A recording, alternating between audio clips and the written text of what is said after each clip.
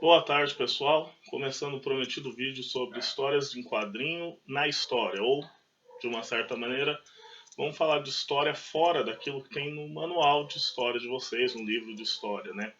Vamos falar da relação entre as histórias em quadrinhos e a história, mais especificamente a relação das histórias de super-heróis com a história dos Estados Unidos, né? É um gênero que surge nos Estados Unidos, então, por excelência, vai se relacionar com a história norte-americana.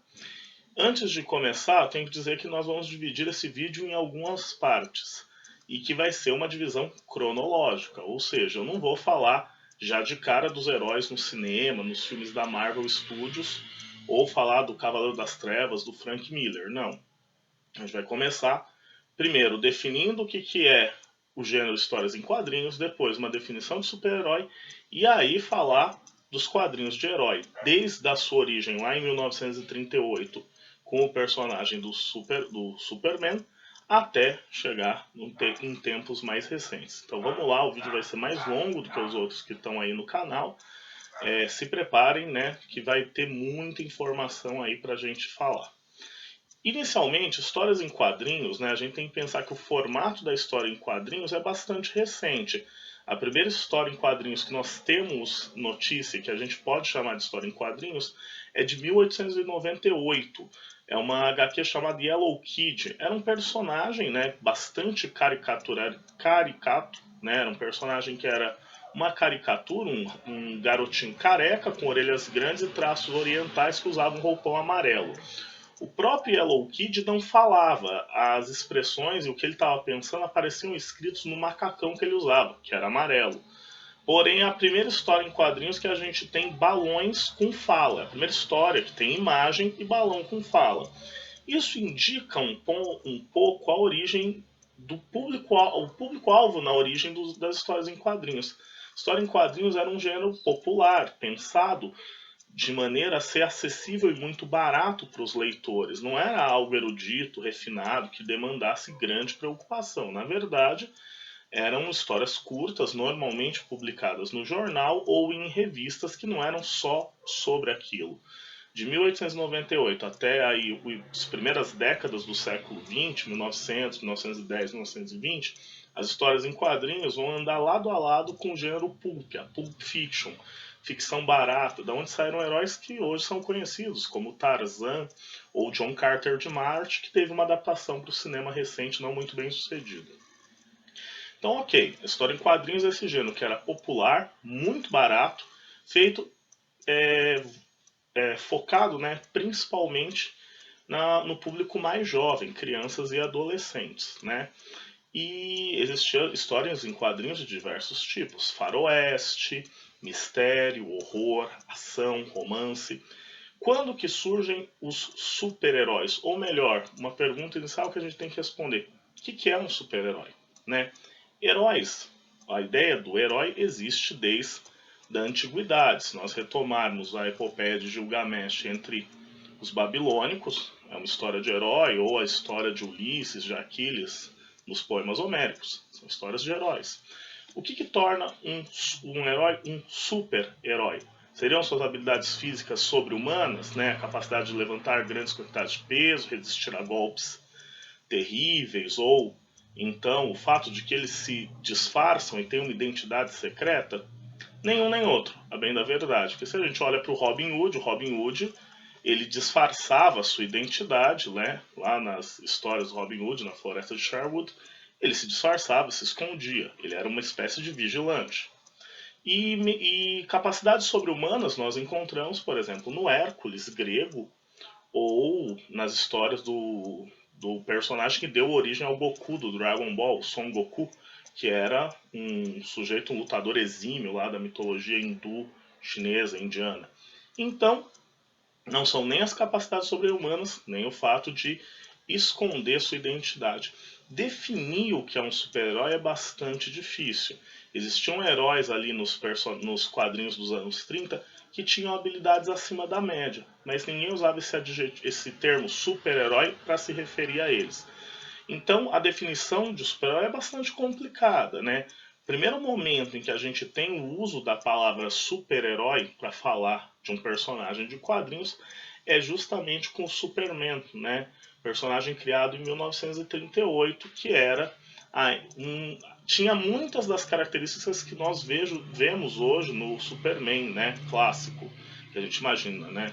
Super força, resistência acima da média, só que os poderes vão sendo agregados, vão sendo jogados com o passar do tempo. Por exemplo, capacidade de voo, capacidade de visão de calor, raio-x, etc, etc. Tudo isso entra depois. Então, o Superman, né, o Super entrou como se fosse um diferencial de mercado, para falar, olha, esse aqui é melhor, é maior, é gigantesco em comparação aos outros heróis que você lê.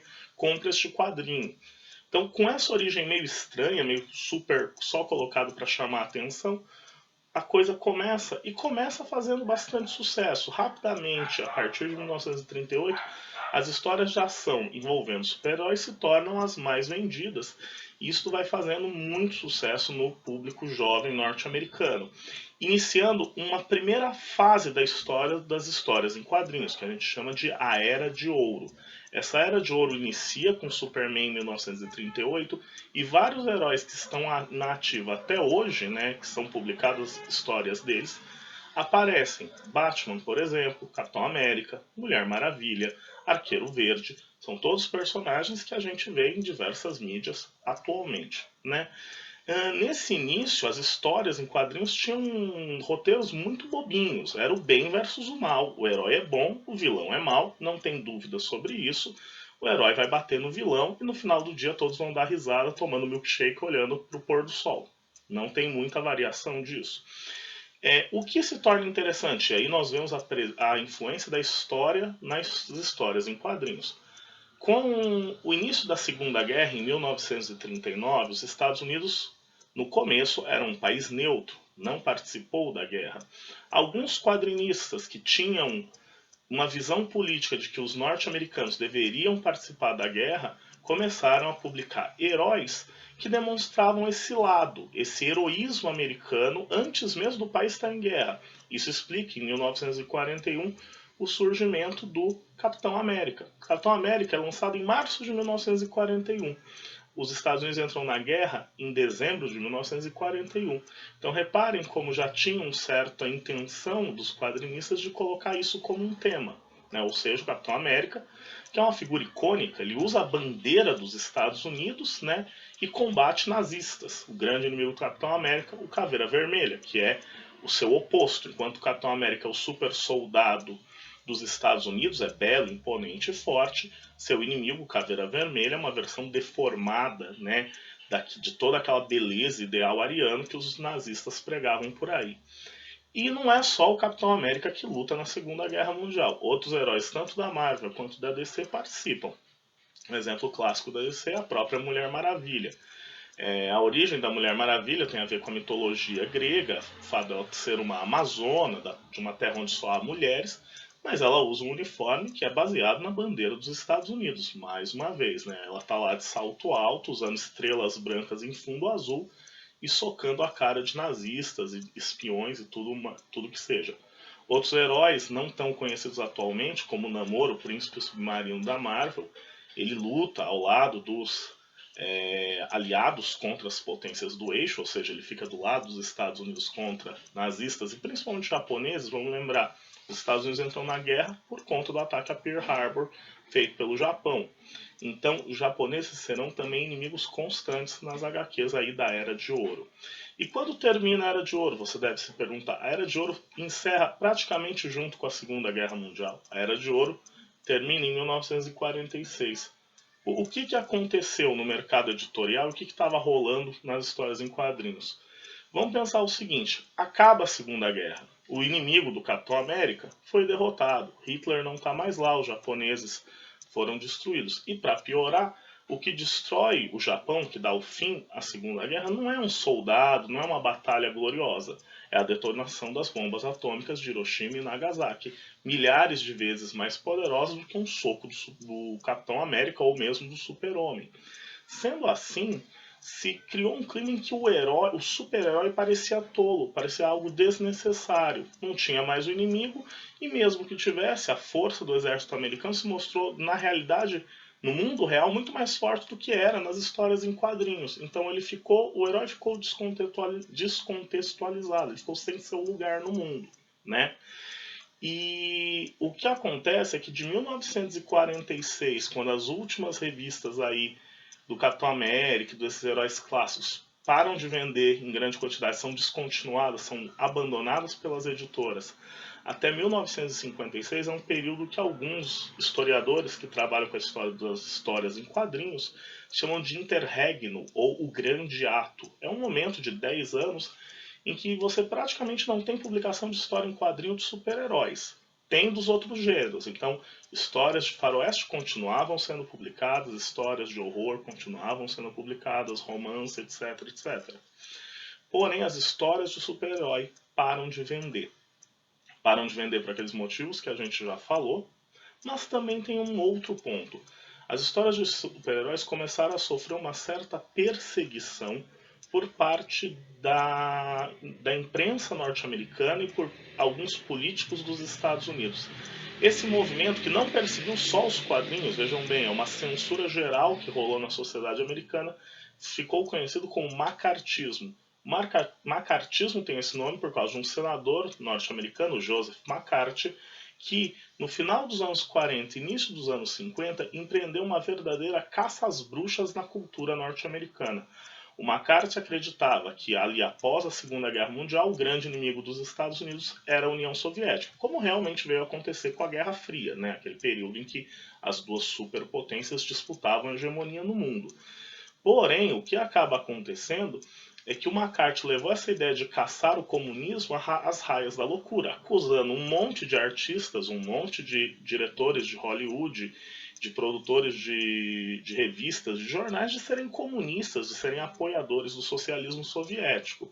Então muita gente foi presa em nome desses ideais aí de defesa do capitalismo contra o socialismo soviético. E os quadrinhos, de certa maneira, sofreram também um pouco com isso, não porque os heróis fossem comunistas, muito longe disso. Mas o que acontece? O macartismo, além de sua carga anticomunista muito forte, era muito moralista. Então, de dizer qual era o lugar da mulher e qual era o lugar do homem, a necessidade da obediência aos mais velhos, da defesa da tradição e uma série de outros valores antiquados.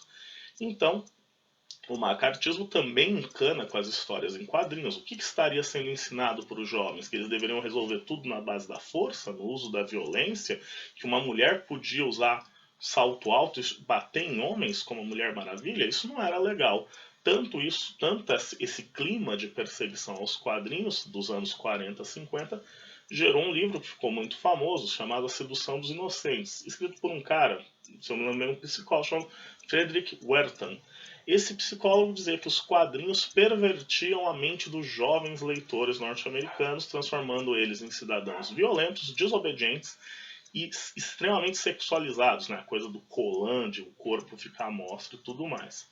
Isso leva com que os próprios editores de quadrinhos, as empresas que vendem os quadrinhos, criarem o Comics Code em 1954, que era um código de conduta dizendo o que poderia e o que não poderia aparecer numa história em quadrinhos. Então, por exemplo, excesso de violência, sangue, tripas voando e tudo mais, isso não pode mais. Mulher usando pouca roupa, não pode mais. Biquíni de cota de malha, não pode mais. Tem que ser um quadrinho o mais água com açúcar possível, com histórias mais bonitinhas e menos violentas. Curiosamente, o Comics Code, né, esse código de conduta dos quadrinhos, código de ética dos quadrinhos, fez com que os quadrinhos fossem mais bem vistos. Quer dizer, estamos tirando o que faz mal como influência para as crianças. E as histórias de super-heróis vão voltar a florescer ali no meio dos anos 50. E isso inicia a próxima fase da história das histórias em quadrinhos que a gente estava falando. É a chamada Era de Prata. A Era de Prata começa em 1956 e termina por volta de 1970. O que marca a Era de Prata? A volta dos super-heróis. quer dizer, os super-heróis voltaram a agir. Inicialmente, o que aconteceu foi que os super-heróis antigos voltaram em novas versões. Então, o exemplo do que marca o início da Era de Prata é a volta do Flash. Surge um novo super-herói, Flash, que usa o mesmo nome, tem as mesmas habilidades de um herói que já existia, o Flash da Era de Ouro. Então, o que isso quer dizer? Você vai estar lendo mais ou menos os mesmos heróis. Por que mais ou menos? Pode ter o mesmo nome, mas a origem é um pouco diferente. Isso acontece, por exemplo, com Lanterna Verde. O primeiro Lanterna Verde usava um anel energético, né, que tinha poder de criar objetos de luz verde. Tudo bem, isso continua igual. Mas a origem do herói é diferente. Então o Lanterna Verde original tinha um poder meio místico, sobrenatural, vindo da magia. O Lanterna Verde novo, da Era de Prata, vai ter seu anel energético de origem alienígena, dado a ele por poderes de outro planeta. E esse herói também vai ter uma outra origem, ele é um militar, ele é um membro do exército dos Estados Unidos. Então reparem que o que acontece é uma adaptação, pegar um herói que já existia, dar uma nova paginada, dar uma nova cara, passar um Renil no rosto dele para ele não parecer velho e jogar na banca de jornal para vender. Isso aconteceu com muitos heróis, aconteceu novas versões, né, remasterizadas, vamos dizer, passando um verniz na cara, aconteceu com outros heróis, aconteceu com Flash, com Lanterna Verde, como dito. O Superman vai ter sua origem recontada, é a primeira vez que a origem do Superman vai ser recontada, isso vai virar regra a partir daí. Vários heróis vão ter suas origens recontadas. A Mulher Maravilha, outra que teve origem recontada. O Capitão América da Era de Ouro volta, e é o mesmo teoricamente, mas aí eles dizem que ele ficou congelado num cubo de gelo lá no Polo Norte por diversos anos e foi descongelado. Então, vocês verem, né? Algumas ideias dos quadrinhos acabam passando para os filmes que nós temos hoje. Ideias lá da década de 50 estão sendo usadas até agora. Só que nem só de heróis velhos remasterizados viveu a Era de Prata. A Era de Prata também teve alguns heróis novos. E estes heróis novos têm uma marca muito forte do momento histórico que se vivia nos Estados Unidos. Vamos pegar dois exemplos da Marvel, né? Primeiro, o Homem de Ferro, o Iron Man. O Iron Man, ele surge em 1963, quer dizer, 7 anos depois do início da chamada Era de Prata. E o Iron Man original, o Homem de Ferro original, que era o Tony Stark, até aí não tem mudanças, o que era diferente nele? A diferença é de como ele surgiu. O Homem de Ferro de 1963 era um cientista, playboy, isso não é muito diferente, que tinha sido preso por Vietcongs na Guerra do Vietnã. Aquele conflito que aconteceu lá no Sudeste Asiático que envolveu os Estados Unidos contra umas milícias comunistas que existiam nesse paizinho, o Vietnã. Então, o Homem de Ferro surge, né, de certa maneira, a armadura que ele faz para poder fugir do cativeiro e tudo e virar uma arma, ele usa contra comunistas, contra os Vietcongs, inimigos dos Estados Unidos da América. E alguns inimigos que o Homem de Ferro enfrenta na sua trajetória eram claramente inimigos soviéticos. Então aquele clima da Guerra Fria, da oposição das superpotências, aparecia nas histórias do Homem de Ferro.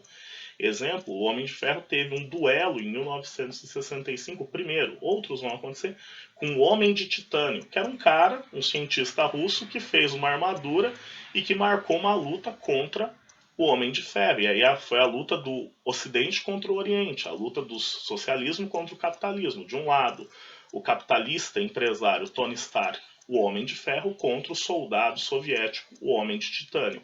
Obviamente, a história em quadrinhos americana, quem ganha é o Homem de Ferro.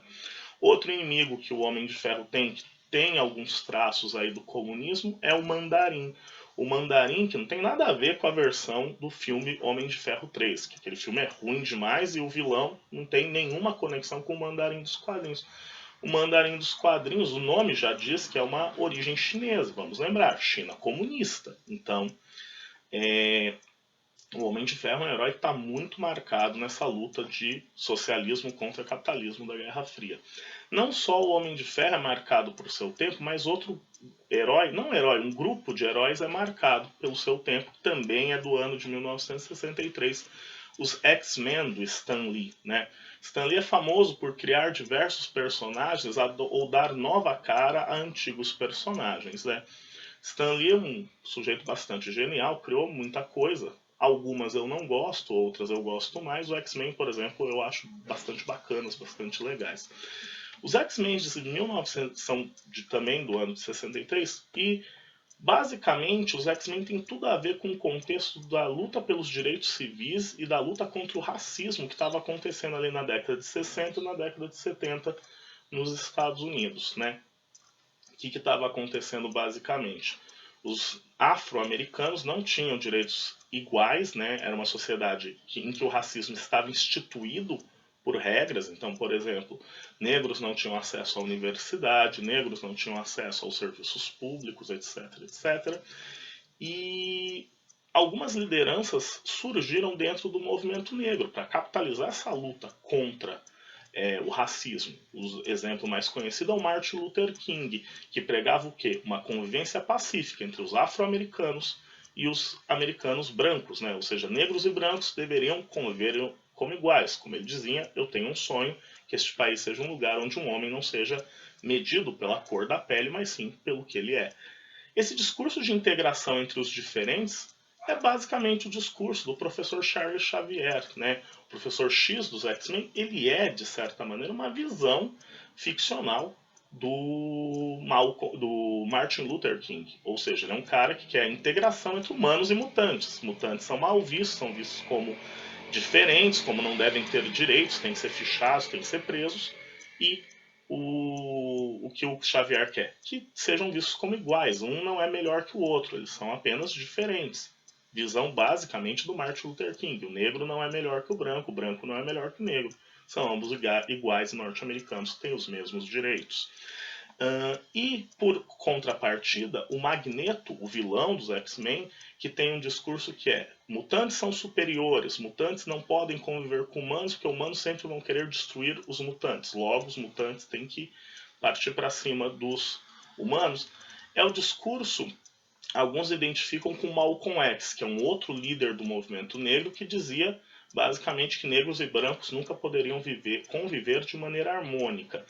Não é tanto o discurso do Malcolm X o que a gente vê na fala do Magneto. É muito mais de um grupo do movimento negro que eram os Panteras Negras, que eles sim defendiam que os negros norte-americanos, para poder se defender, tinham que usar a força, tinham que partir para cima da polícia e do que quer que seja para poder acabar com a repressão. Falando em repressão, os sentinelas que aparecem nas histórias do X-Men, alguns leitores dos quadrinhos associam como uma metáfora da polícia norte-americana agredindo os manifestantes dos movimentos negros, que não diferenciavam se o sujeito estava fazendo vandalismo ou se ele estava lutando pelos seus direitos. Descia um sarrafo em qualquer um.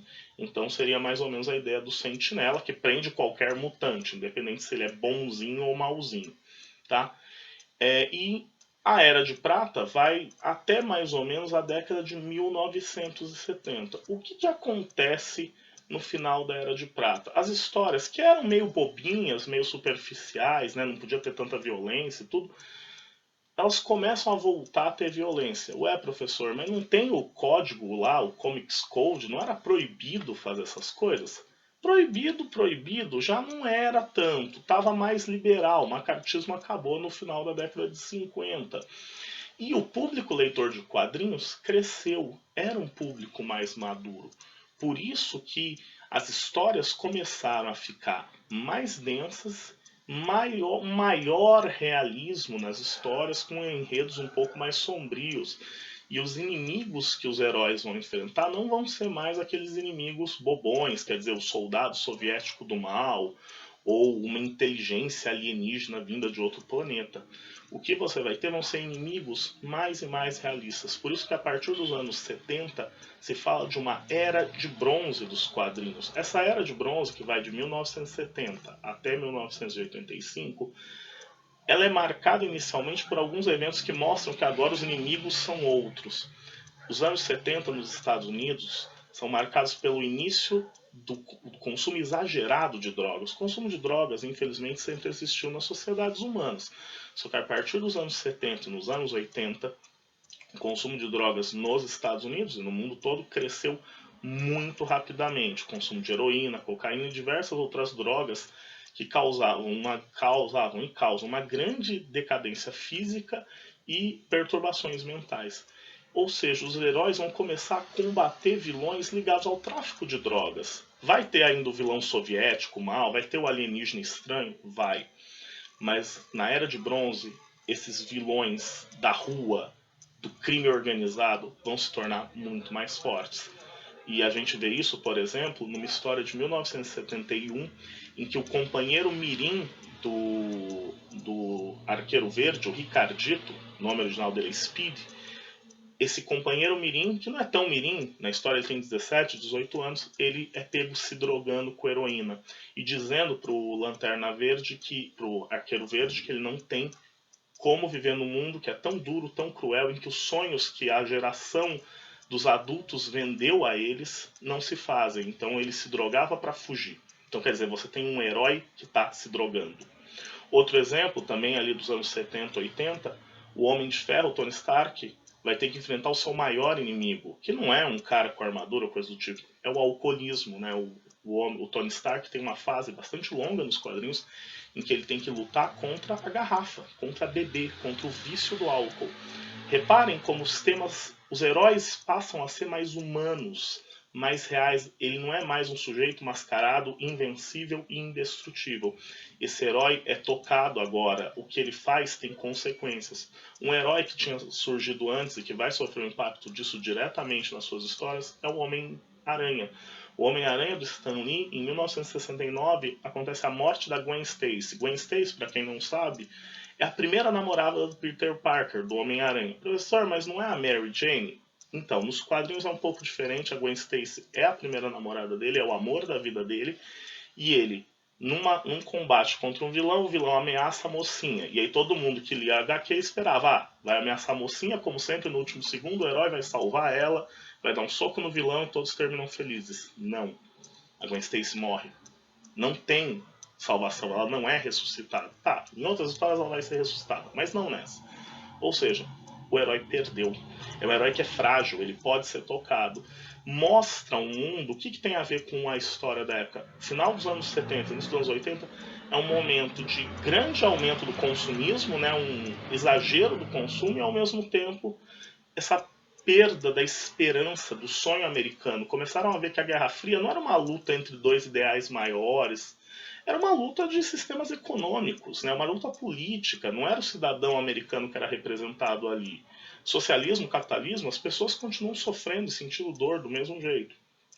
Por isso que no meado dos anos 80, essa profundidade, esse desencanto com o mundo chega ao seu momento mais pesado. É o que eu chamo, não eu, Márcio, particularmente, mas alguns estudiosos dos quadrinhos nomeiam como a Era de Ferro das histórias em quadrinhos. É algum momento ali no meio dos anos 80, 85, 86, em que as histórias chegam a um grau de profundidade muito grande, em que a escuridão, né, esse lado sombrio dos heróis, os medos deles vão ter que ser enfrentados constantemente, a todo momento, e a gente vê isso logo no início, né? Já em 1986 nós temos 3 das HQs mais bem escritas de todos os tempos, que levam essa questão da profundidade do herói a níveis incríveis.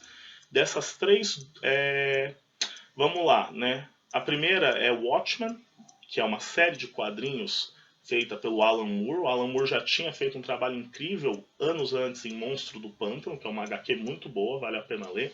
E o Watchmen tem um clima incrivelmente denso. É um clima de Guerra Fria que está colocado lá, o medo da guerra atômica, das explosões nucleares, mas ao mesmo tempo são personagens com uma série de falhas, uma série de medos, uma série de desejos não atendidos e que eles têm que lidar com isso. Ou seja, são heróis que são falhos, como qualquer um.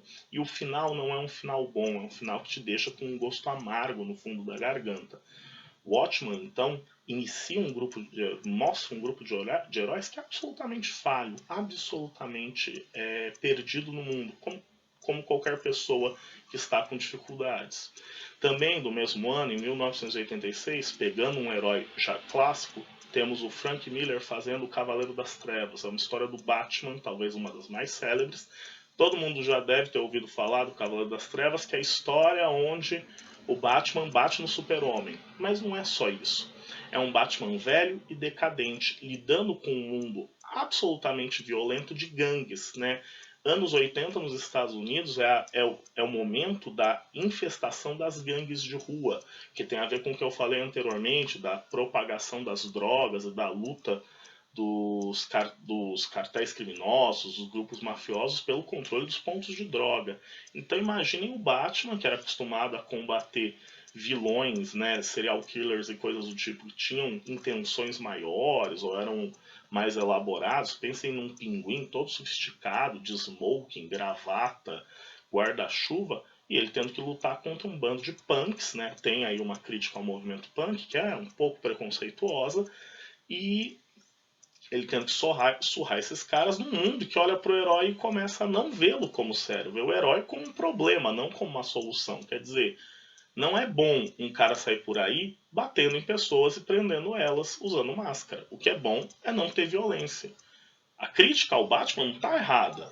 Só que, reparem, é como se fosse o choque de duas realidades. Um mundo que vê uma necessidade de justiça a todo custo e uma série de pessoas que pensam que não é tão simples fazer justiça. Que bem e mal não são mais tão certos como eram lá na Era de Ouro, lá na Era de Prata. Agora é tudo muito mais estranho. Não tem mais preto no branco, tem um monte de tons de cinza aí no meio do caminho.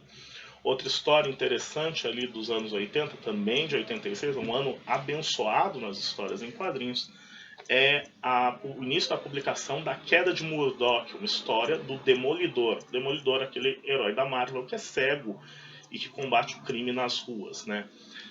A Queda de Murdoch mostra traição, mostra tráfico de influência nos tribunais, mostra um monte de problemas relativos a personagens drogados, né? Ele é traído por uma personagem que é viciada em drogas, ou seja, mais uma vez esse tapa da realidade para cima de todo mundo.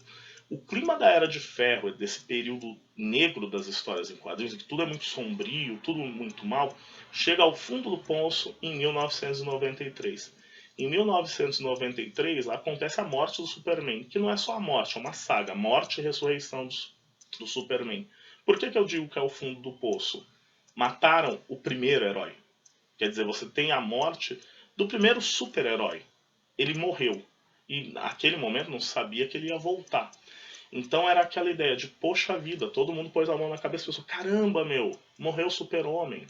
De fato, foi. Um ícone morreu. O que era mais puro, o que era mais perfeito, que ainda era bom, tá morto.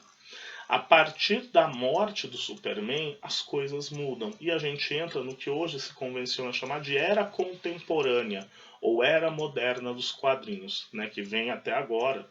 Que são quadrinhos que tentam misturar essa profundidade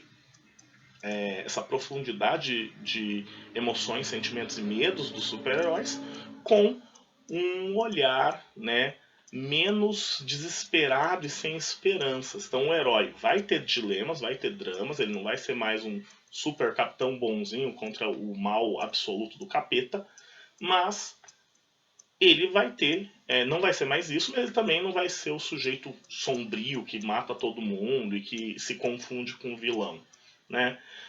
Isso fica bem evidente quando nós olhamos para a produção de filmes dos anos 2000 de super-heróis.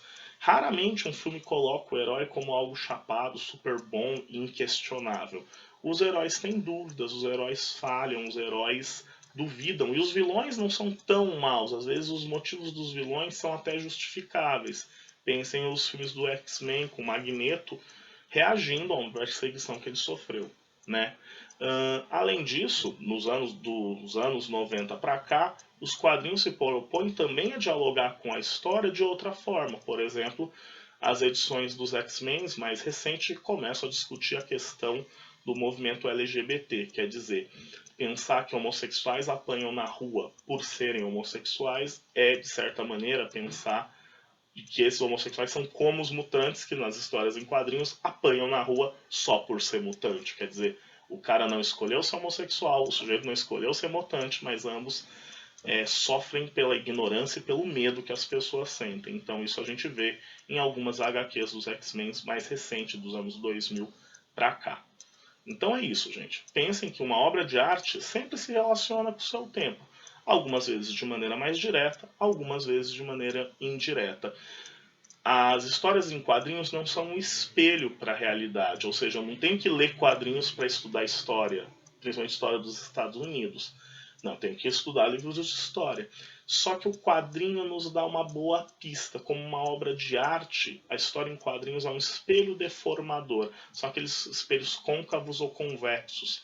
Em alguns pontos vai ser maior, vai ser deformado, vai chamar mais atenção. Outros pontos vão ficar menores, vão ficar escondidos. Então, dá para perceber o que é a realidade através dessa obra de arte. Tão interessantes são as histórias em quadrinhos, mas sempre levando em conta que a função dela não é cuidar da história, é nos divertir, nos entreter, como elas sempre fazem de maneira muito boa. Espero que tenham gostado do vídeo, pessoal. Qualquer dúvida ou pergunta, manda aí nos comentários. Favoritem, sigam o canal, isso sempre ajuda a gente a fazer cada vez mais e mais vídeos. Grande abraço a todos e até mais. Tchau, tchau.